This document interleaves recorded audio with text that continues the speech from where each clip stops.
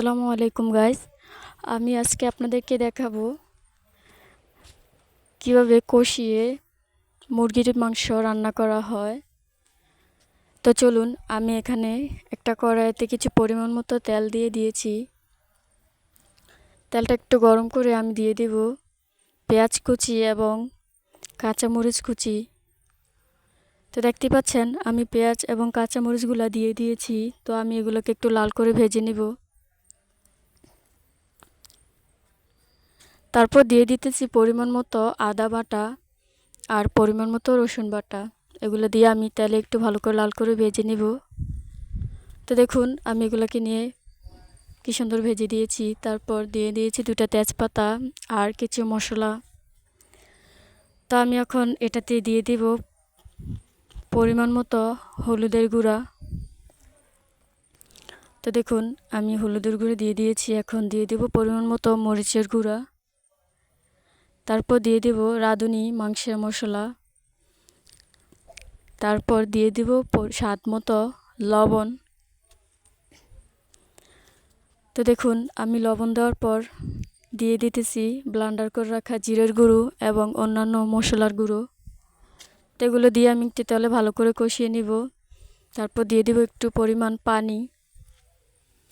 তো দেখুন পানিটা দেওয়ার পর আমি এটাতে আরেকটু সুন্দর করে কষিয়ে নিতেছি।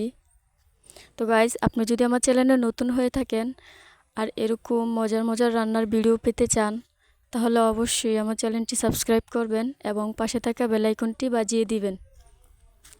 তো গাইস, দেখতেই পাচ্ছেন কত সুন্দর করে মশলাটাকে কষিয়ে নিয়েছি। তো আমি এখন এটাতে দিয়ে দিব মুরগির মাংসের টুকরাগুলো। তো দেখুন আমি টুকরাগুলো দিয়ে দিয়েছি। আমি এখন এগুলোকে একটু ভালো করে মিশিয়ে দিব যাতে মাংসটা কষিয়ে যায় সুন্দর মতো। তো আমি এগুলোকে একটু নেড়ে ঢাকনা দিয়ে ঢেকে দেব। তো দেখুন আমি এগুলোকে কত সুন্দর করে মিশিয়ে দিয়েছি। ঢাকনা দিয়ে ঢেকে দেওয়ার পর আমি আবারও এটাকে একটু নেড়ে দেব, না তো নিচে দিয়ে আপনার লেগে যেতে পারে।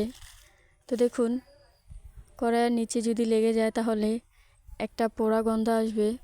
তো যেহেতু শুধু তেলে কষাইতেছি, তো আমি এটাকে কিছুক্ষণ পর পর নেড়ে দিতেছি। তো আপনি চাইলে এটাতে একটু টমেটো ব্যবহার করতে পারেন। তো আমি এটাতে দিয়ে দিব কয়েকটা টমেটো কুচি। তো দেখুন আমি টমেটো কুচিগুলো দিয়ে দিয়েছি। তো আমি এখন এগুলোকে একটু ভালো করে মিশিয়ে দেব। মিশিয়ে দেওয়ার পর ঢেকে দেব। তো দেখুন দেখতে পাচ্ছেন কত সুন্দর টমেটোগুলো গলে গেছে একদম। তো আমি আবারও একটু ভালো করে কষিয়ে নিতেছি। তো গাইস, আপনি যদি একটু ঝোল পছন্দ করেন তাইলে কিছু পরিমাণ পানি দিয়ে দিতে পারেন। তো আমি অল্প একটুই পানি দিয়েছি, যেহেতু কষিয়ে রান্না করব, তাই আমি পানিটা বেশি ব্যবহার করি নাই, ঝোলটা একটু কম রাখবো। তো আমি এই কারণে পানি অল্প একটুই দিয়েছি।